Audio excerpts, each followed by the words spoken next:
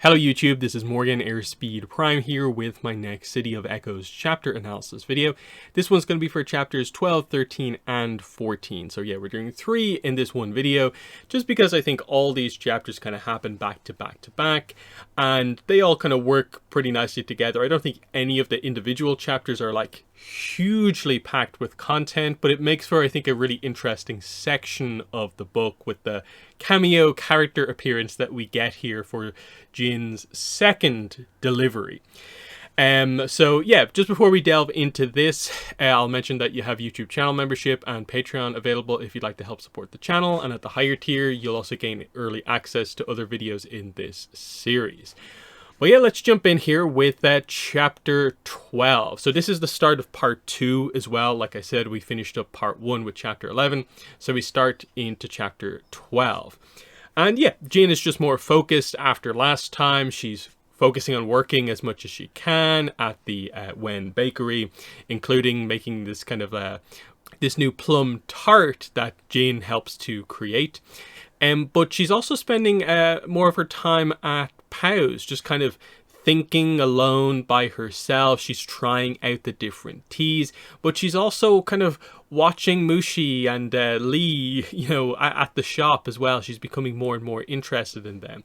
She notes this kind of anecdote of like Susu and Jin used to play this game where they'd just like be on the rooftop and they just pick out people and speculate on what's kind of going on in their lives. And the idea is that she's kind of doing that with Lee primarily here. So is he truly a Fire Nation spy? Why does he seem so angry all the time? Like there's resentment simmering under the surface waiting to explode. And she's speculating like he can fight, but then sometimes when I leave the tea shop, he's out there kind of beside the tea shop brooding, kind of lost in his own thoughts. Like what happened to him? Is it similar to what happened to me and my family? Has he lost people too? But she can't really bring herself to go up and ask him, at least just yet, of course, because we're getting awfully close to the moment that scene is actually going to happen. So, yeah, then she goes to talk to Xuan. So she's been putting this off for a while, but she finally goes up and is like, sorry for running away from you from before, but, if you have anything else, another delivery, I'm happy to do it. And he does highlight that, yeah, there is a particular, delivery coming up. This client is very particular about like who she allows to do it. It's noted that this isn't for the professor from before. There's a regular shipment that goes to the headmistress of the Fragrant Blossoms Institute in the upper ring. And it's also noted boys are not permitted to enter here. And the madam is known to be temperamental, of course. And it's just noted like the payment will still go through even if you're not quote unquote accepted. But if you are accepted, it would be really, really notable because this headmistress, her influence on the employer is pretty big. And, that's just a kind of notable thing here. If this goes well, this could actually be quite notable for you is sort of the idea as we kind of build up to it, of course. Then they get to kind of talking a little bit, and we see that Xuan is like kind of like, hey, you're not kind of what I expected, because my mother always talks about you as this soft-spoken, agreeable person who takes care of others. Our classmates speculate about you, that you have some sort of like secret history, because you're at times a little bit kind of standoffish with people. Kind of just highlights that, hey, people just kind of want to get to know you better. Usually they kind of join a faction, but like you haven't. And she's like, I'm sorry to disappoint. And she just knows it's certain people that she finds it challenging to be agreeable with. But he just fires back, it's my hope you will find me pleasant company in time. And they kind of laugh about this as they prepare to meet the next morning for the actual delivery. So yeah, she's going to the upper ring. So we see that she has to wear the fanciest dress that she's ever worn just to look like she's from the upper ring. She can't believe that this is actually happening. And like the last time she prepared for a delivery, Xuan is the one who's kind of helping her to kind of get prepared. So he tries to fix her hair. This time, she kind of lets him because he does it really quickly where he actually puts her hair into a braid, and she's shocked at how quickly and kind of deftly he does this. And he's like, what? I have sisters, or I've done this before. And this kind of is just this fun fact about him that she kind of learns, that she just her thinking about him doing his sister's hair is kind of this like fun thing. But anyway, they're going to take the monorail into the upper ring. Jin has never been on it before, especially to the upper ring, and it's a huge experience here. As she gets on the monorail, we go through the kind of wall and she gets to see the upper ring for the first time. It's this amazing moment. She's got her kind of knees up on the seat, looking out the window the whole time. Someone else tries to be like, hey, get your feet off the seats. And she thinks like she's done something wrong, but actually it just kind of speaks up and is like, her feet aren't even on the seats. You can clearly see it here. And she actually thanks him for kind of defending her in this moment. But yeah, the idea is just to kind of look like you belong here. So we just get some early stages of they get off the monorail. They're walking through the very nice paved streets of the upper ring. And, you know, we go into the section of town, of course, which is where we're heading towards here for this high-end client. And it's noted on the buildings that, like, oh, there's stuff like written on the plaques, the Autumn Wind Society, the 575 Society. What's going on here? What actually goes on here? Is calligraphy involved? She's kind of thinking to herself, because right now she doesn't really know what the package is or anything like that. When they arrive where they're going, there are two guards out there that kind of approach them, and they do a little bit of a cliffhanger at the end of this chapter of like, the guards are walking towards us, it's all going wrong. But then when we start chapter 13, we see that this is where Xuan immediately kind of jumps into action, and Jin is really surprised at how quickly he just kind of changes his personality to become this very, talkative character who immediately knows how to adapt to kind of, just make them come across as being normal and just get any sense of danger out of the situation here. He's like, honored guards, forgive these clumsy servants. My companion is currently in training, and Jin kind of goes along with it. This is where he brings out the box, of course, what they're delivering, and highlights that here's what it is. It is just one brush. It's a calligraphy brush. Jin kind of has a sense for what it is immediately because she knows what a good calligraphy brush is.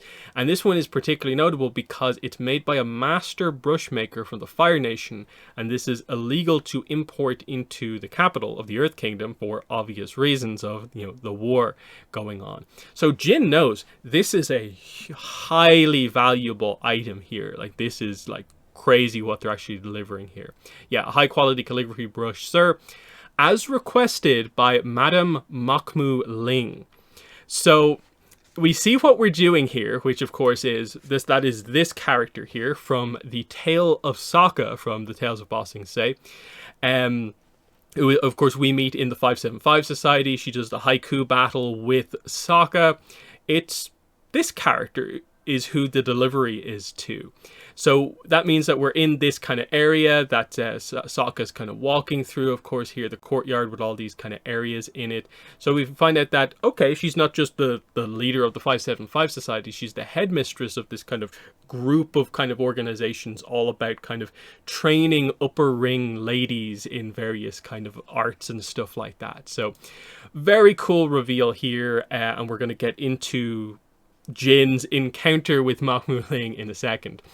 Xuan is continuing on his kind of act basically here, just interacting with the guards, oh, Makmu Ling, for the madam, of course, that old viper bat, right? We can't be late with this one or you'll hear her screaming from there. And Jin thinks like, oh, you've gone too far, but actually the guards are like, yeah, that's the best description of her I've ever heard, viper bat. But yeah, Jin kind of goes off on her own because, again, girls aren't allowed into this kind of area here. So she goes off with the package, of course. She's directed about where to go. And she's just, again, amazed at everything happening here as she makes her way through. She looks in an open doorway as she walks past. It's a classroom for calligraphy. Again, it's all girls, and these are, as it's described here in the book, the elusive upper ring girls. And this is where Jin gets a bit of a kind of eye-opening experience here, where she sees like how the upper ring girls are trained. They're doing their calligraphy, like their heads all the way over what they're doing, but then the teacher has a bamboo stick in her hand, and when one of them makes an error, it's like smack. And she's like shocked by this, because the girl is kind of like trembling, and she sees how harsh in a way the training of the upper ring girls is, and she thought it was just like kind of happy days in the upper ring. Obviously different experiences, but Jin is kind of seeing the other side of things here, which is quite interesting. But yeah, she's eventually directed to where Madame Makmu-Ling actually is. You know, she's been waiting for this for a while. So yeah, Jin heads in, and the madam is sitting there, and this is where we get the description of her. So I'll bring up the image again as we go through this description. She looks at me and surveys me with a piercing gaze, assessing me from top to toe. She wears a headdress from which yellow tassels dangle from either side of her head. A lotus flower blooms above her. She narrows her eyes, which are perfectly lined and accented with a light green powder on her lids. So it is the kind of perfect description kind of her here. And to a certain degree, you're kind of almost highlighting lotus flower with some of this kind of mysterious stuff going on. You know, what's happening here, but you know, we'll get into this. So, Jin is again amazed being in here, so she's a bit distracted, and Makmu-Ling is just kind of like, "Who are you? Well, tell me who you are." She hands over the package, and actually she's quite excited to get her hands on this. She notes that she paid a fortune for this. She then asks what your name is. Jin responds, "I'm Hua Jin, but you can call me whatever you want," basically. Then, in a similar note to the previous delivery, Makmu-Ling asks her, "Do you know what this is?" And Jin's like, "It's a calligraphy brush." And she's like, "Yes, of course it is. But like, do you know what type of calligraphy brush it is?" And she's like, "Well, I don't know why I'm asking a servant this." And Jin's kind of thinking to herself, should I just pretend to not know what this is? Or should I just answer honestly? So she just decides like, okay, look, I would dishonor Gong Gong if I didn't answer this accurately. It's a soft hair brush made with goat hair, though if it's gorilla goat or goat dog, I can't tell. Though she does reveal in her narration that she does know exactly what it is, that it is gorilla goat hair, but she doesn't want to come across too knowledgeable about this. But then we get the idea that, like, you know, okay, that's cool. What is the purpose of a soft hair brush? And she answers, a soft hair brush is only used by master calligraphers. It is difficult to exhibit control of the strokes with a soft hair brush, but it grants the most fluidity and freedom of writing. And Makmu-Ling's just like, intriguing. And then she's like, and pray tell, does a delivery girl, like, how does a delivery girl know so much of brushes? And she pulls out like a knife from her sleeve, and it's a really weird cliffhanger that, like, really, like, Makmu-Ling pulls a knife basically on Jin just to be like, what's going on here? Because just in general, you're thinking to yourself, like, it's a delivery of a brush and the person delivering it knows what it is. Like, what's the suspicion about here? But it obviously speaks to the circles that kind of Makmu-Ling kind of runs in to a certain degree. But this brings us into chapter 14. Jin immediately kind of calms the situation down. She just answers honestly, I'm a refugee, madam. My father and grandfather before him are all calligraphers. We moved to the capital because... and the ... because she doesn't want to speak about the war, because you're not meant to. And Makmu-Ling catches on to this and is like, of course. Okay, so she puts the blade away and goes back to normal, of course. And then she continues with the quote-unquote test that's going on here. If you are who you say you are, then come and help me with the ink. And she takes out this really high quality ink that she has and basically has Jin kind of prepare it for her. So yeah, Jin goes through the whole process of making the ink here. Makmu-Ling does explain that this is ink mixed with the blood of a fire ox. Very rare and difficult to find now, with the trade routes to Amashu disrupted. Only granted for use by select scholars by decree of the Earth King. Jin is just like, I wouldn't know anything about that. No, you wouldn't, would you?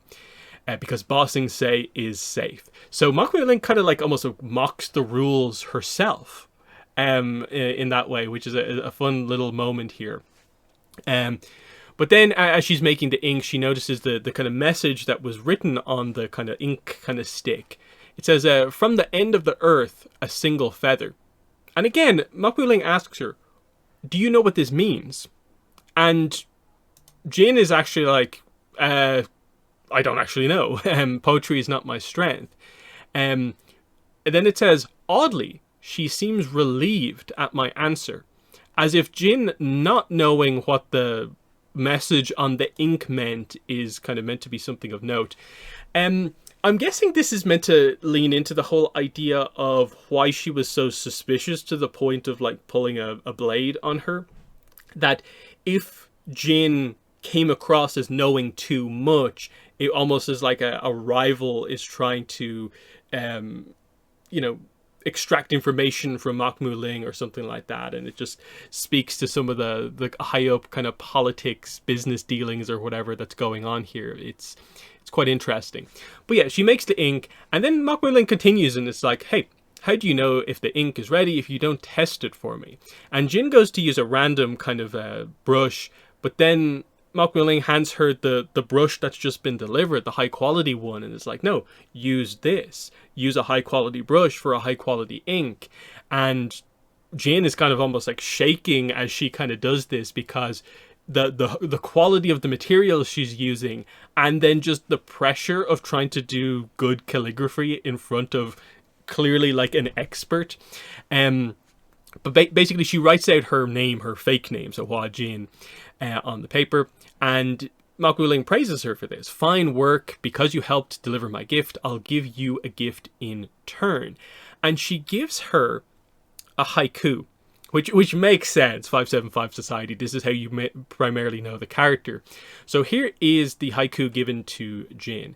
Gifted with intent, a delicate offering, such is spring, hopeful. And this is an interesting one, because when she gets back to Xuan, he's going to kind of take the haiku and like give it to his employers, basically, who Jin is kind of working for here.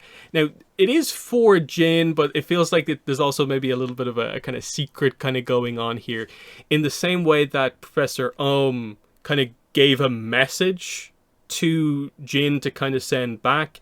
This kind of feels like, is this the message that Mak Mu Ling is sending back as well? So Jin notes that, like, oh, it's a really impressive haiku. She could never come up with something like this kind of on the fly. She responds in the right way to it by saying, may I record your words, madam? I would not want to forget it. So Jin is allowed to kind of write it down, of course, before she leaves. And then she gets the go-ahead here. You can come back again. I find you amusing. So she gets the coin purse as well for this, for a job well done, of course. She says her goodbyes and makes her way out, kind of like, wow, kind of feels like she's almost like dodged a bullet twice, that it's gone well. But then, just for a moment into her head, something inside of her whispers, let's do it again. So she's beginning to like the almost danger of like going to these other places, what these deliveries are kind of having her do. It's an interesting kind of change up for the character. But then this brings us into the kind of final section here. So she gets back to Xuan here, and he asks, how did it go? He finds out that it went pretty good, of course. Like, she shows him the haiku that she got. And so he notes, this is the furthest we've ever got with Madame Mak Mu Ling, and we have you to thank for it. And this is where Jin actually asked the question, we? Who's we? What's with all the cryptic messages, the expensive items? What are these deliveries is her question, basically. He says, I can't say more, but I'm sure my bosses will pass on their thanks. And this is where he does reveal, like, I'll return the haiku to you shortly. And he just notes that it looks like you're not so disagreeable after all. Because I guess from his point of view, a lot of the other people at school think that she is somewhat disagreeable. But the fact that she seemed to get on well with Mak Mu Ling, who herself is sort of disagreeable, kind of speaks to, like, okay, she's actually okay. But yeah, Jin is just thinking to herself, like, what on earth is going on here? It's clearly something related to the black market, but is it a gang or what? Is there something more to it? And she just thinks to herself, like, what am I getting involved in? But then she asks Xuan, I might need your help someday too. Would you help me? If I need to look for someone in the middle or upper ring, find out where they're staying, would you or your superiors know how to find them? And he says, maybe for the right price. And he just kind of speculates that, oh, your friend who you ran into before, because she kind of half mentioned this last time out. And it's interesting here because things seem to actually be going well. They're kind of like bantering quite well. There's a few kind of points about him that she's kind of beginning to like. But then she's like, oh, he's too aware for his own good. For a moment, I'm desperate for him to understand. Maybe he will know how I feel if he's lost someone too. But then she says, no, never mind, forget I asked. And in her head, she's saying it's too personal to share, especially when I don't think Susu, wants to be found. And then Chuan gets very annoyed at this because he's like, you don't trust that I can do it. And then she says, no, I don't trust you. And in her head, we get the dialogue here. I don't trust that you will understand the importance of what it means to me. I don't trust that you won't use it against me. And then he says, it's very clear what you think of me. And this time he's the one who storms off because, again, Jin kind of stormed off at the end of their kind of last encounter. And, my goodwill for him dissipates again, but she is a little bit surprised that he's the one who kind of immediately kind of leaves. And the book does kind of ask you to kind of go back to the reason he focuses on the idea of like she's sort of disagreeable is he's kind of trying to have a decent relationship with her, and it does feel like she's almost just randomly deciding in her head no with him. That even though they theoretically should trust each other, because especially in recent scenes, he kind of has gone out of his way for her to choose her for the first delivery. And then, even though she kind of like almost ghosted him for a little bit, he immediately gave her this kind of second delivery. And he just asks one question and Jin immediately kind of like turns on him. And it's just like, that's interesting. And it sets up the idea that in a way like Jin almost like needs to prove to herself that she is good with people, because what's about to happen next is the tale of Zuko. So it gives it a little bit of context for why that happens, is because things were kind of going well with Chuan here, but then it just goes to nothing once again.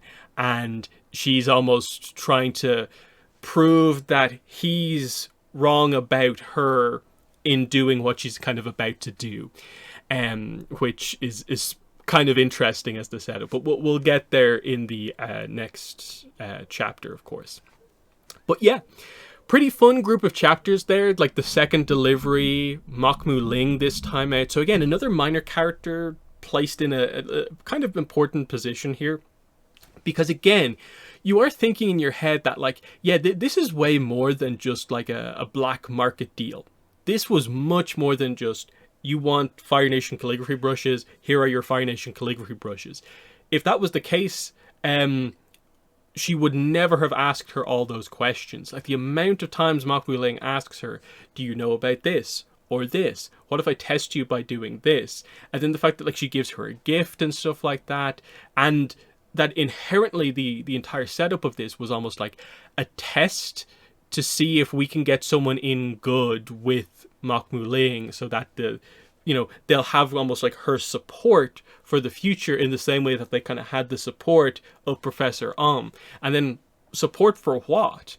Like what's going on here? Because again, we don't know what this organization is. I'll tell you right now, it's Silver Fangs. But of course, Silver Fangs hasn't been explained in the book just yet. But I'm just kind of saying it here so that you remember that this is kind of related to all that when the details finally come out.